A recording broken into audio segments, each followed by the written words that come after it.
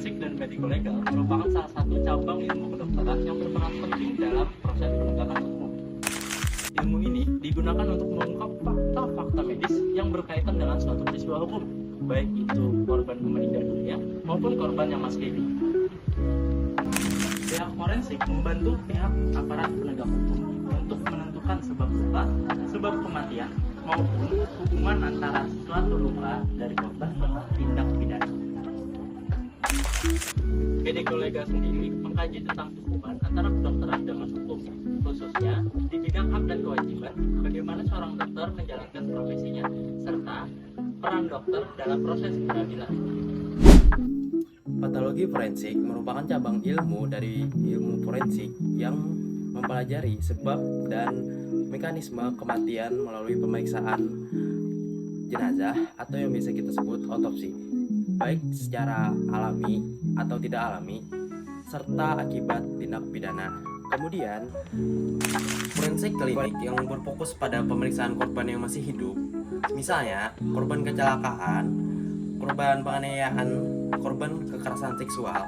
Pemeriksaan ini bertujuan untuk mengetahui penyebab luka, jenis luka, atau penyebab luka yang kemudian dilaporkan secara ilmiah untuk kepentingan hukum. Visum et repertum adalah laporan tertulis yang dibuat oleh dokter berdasarkan hasil pemeriksaan medis terhadap korban, baik hidup maupun meninggal atas permintaan penyidik. Visum berfungsi sebagai alat bukti tertulis dalam proses peradilan. Dalam aspek mediko-legal, dokter tidak hanya berperan sebagai tenaga kesehatan, tetapi juga sebagai ahli yang memberikan keterangan ilmiah di hadapan hukum. Oleh karena itu, dokter memiliki tanggung jawab profesional dan hukum agar hasil pemeriksaannya objektif, jujur, dan dapat dipertanggungjawabkan secara ilmiah maupun yuridis.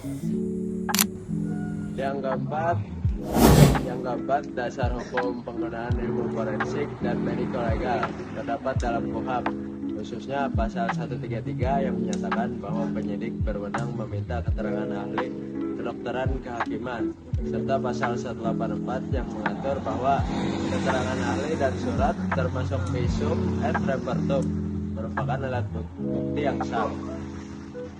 Selain itu, Undang-Undang Nomor 36 Tahun 2009 tentang Kesehatan dan Undang-Undang Nomor 29 Tahun 2004 tentang praktik kedokteran mengatur kewajiban dan tanggung jawab dokter dalam menjalankan profesinya.